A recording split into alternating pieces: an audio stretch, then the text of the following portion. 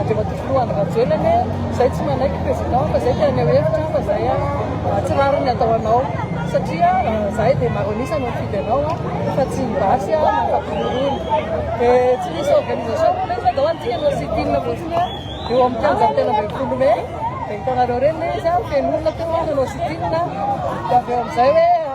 aleo ary asehoantsika hoe taizany mitranganionana teto amin'ny fitsarana momba nampanorenana dia asehoantsika eto fotsiny hevitsika fotoana foy dia mody sa mamonjy tokantrano dia rapitsindray verina amin'ny raha io reny amin'ny kianjatena ny androany moa dia nanao fihetsikehtsehana teny amin'ny kianjany 13 Mey ireo pomban'ny fitondrana teo aloha pomban'ny filoha teo aloha Andriamatoa Andrinirina Rajoelina tazana teny tamin'izany moa Ramatoa Rina Rakotomanga ary maro na hafatra izay nambarany nilaza moa izy tamin'ny ireo solombavam-bahoaka izay milaza fa manohana ny fitondrana ankehitriny nambarany ity Ramatoa ity ny hoe ianareo dia tsy tonga teo amin'ny toerana raha tsisy ny filoha Andrinirina Rajoelina ekena hoe Ramatoa Rina Rakotomanga olona rehetra dia samy amin'ny safidiny fa kanefa kosa ny zavatra tokony tsaroana dia Andry Rajoelina no natoy izao isika anisan'ny nambarany ihany koa ny hoe tsy mijanona ho izy ny fitakina sy ny tolona raha tsy tratra ny tanjona misy ny hoe mpikambana voan'ny parlementaire laza fa hoe miverina manoana ny fitondrana mitsoraketriny azy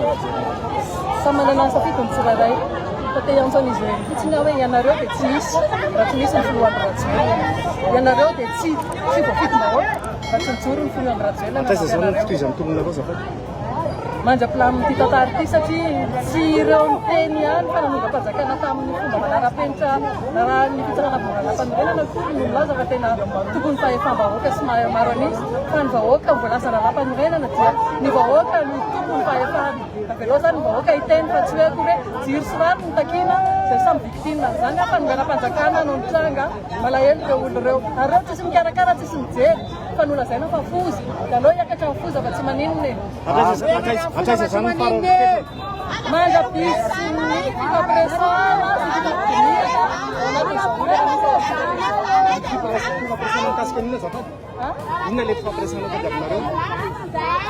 na tiana na tsy tiana dia misy ny atao hoe pouvoir de fait amin'izao fotoana izao nalainy zareo akena ny fahefana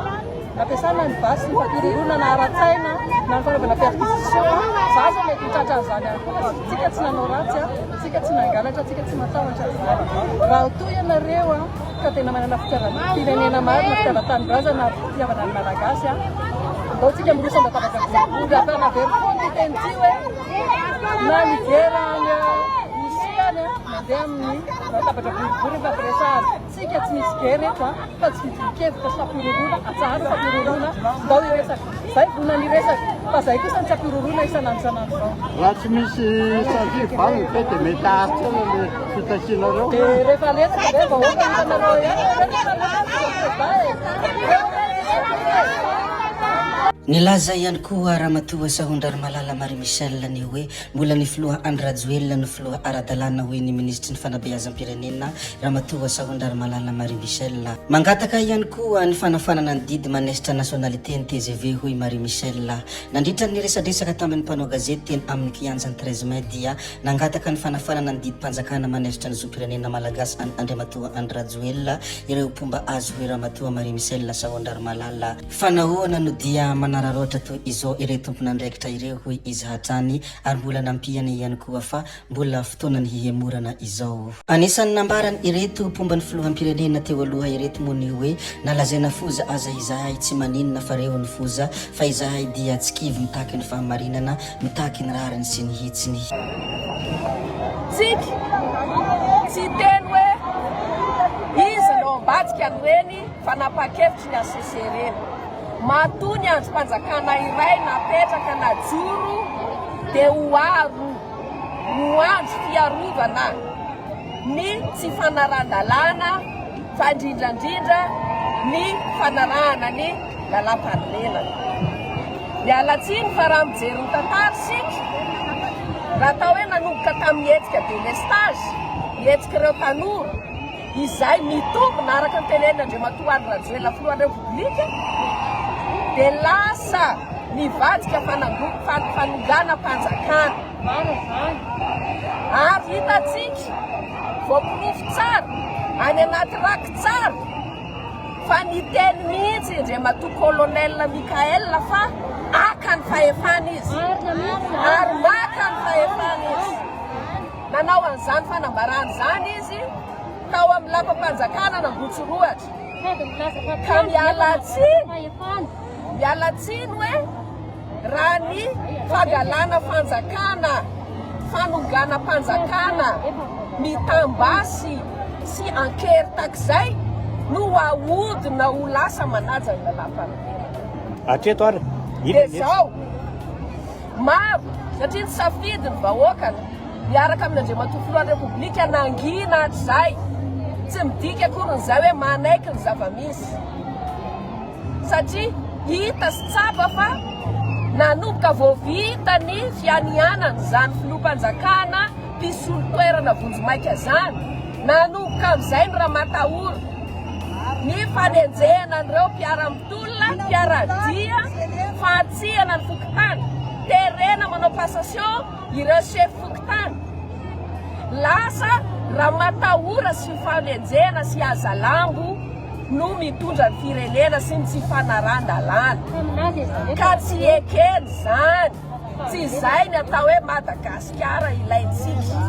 tsy izay mihitsy. Ary anisan'ny zavatra izay tena mampandinika ny maro amin'ny ireto ramatoa ireto dia ny hoe ianareo tamin'ny 7 sy 4 arivo dia nanao izay tianareo atao fa tsy mba nisy olona nomenonenina izany. Ny filohan'ny anterimeram-pirenena fahiny ramatoa Kristina Razanamasoa moa dia efa nilazany hoe nangetaheta fahafahana tamin'izany fotoana izany ary velom-panantenana ka nanjohina ankeny Ambohitsiroatra kinanjo anefa fitaka ny tao kinanjo anefa pseudo fahafahana no hita soniraisina. Eto moa ity ramatoa Sahondrary Malala Marie Michel ity dia manazavany mikasika ny 7 sy 4 arivo sy ny zava-misy ankehitriny ndeha ararantsika izany fanazavana izany.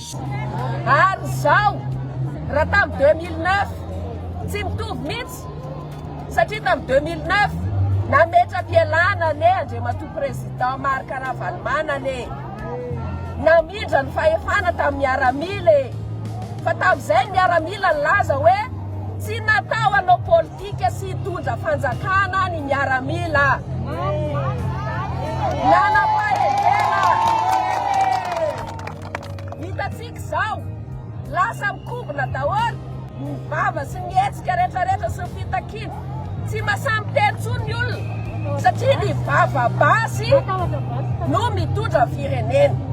ka aoka atao ampamendrena ka mba ny vahoaka madinika ny be sy ny maro sy ny masoa ny firenena no jerentsika fa ho anay Andriamatoa Andry Rajoelina no filohan'ny Repoblika ny Madagasikara na inona ny sarisary apetraka eo hoe filoham-panjakana mpisolo-toerana Vonjomaika ny anarany fa tsy solotena ny vahoaka akory ka mino fa hanana fahendrena zany tokony andraikitra izany ka zao ireo vahoaka manerana ny Madagasikara mba manako tenenina koa toy izao fatongavany eto zao fa leo raha ny vahoaka ny teny anazy ny safidy ny fahefana dia avy amin'Andriamanitra ary rehefa mangalatra fahefana dia tsy masoa ny firenena ary zay ny masimasoana sy matimatesana fa tsy tokony fangaro ny masoa ny vahoaka sy ny politika lasa mpanao politika be kajikajy be galona mpanao politika be galona sy mpandrova firenena no hitatana atsika ka tsy ekena zany efa nesorina zo firenena ny filoha-pirenena teo mazava ho azy anisan'ny fanaran-dalàna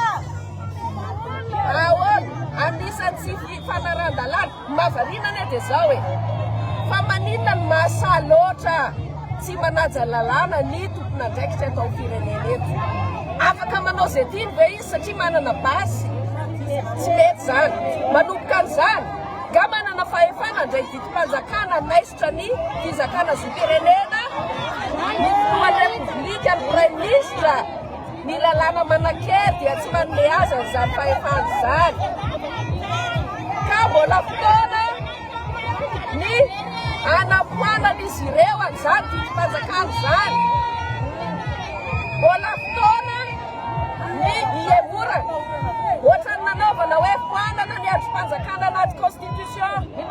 dia foany koa zany le vitim-panjakana tsy ara-dalàna e zay fangatanay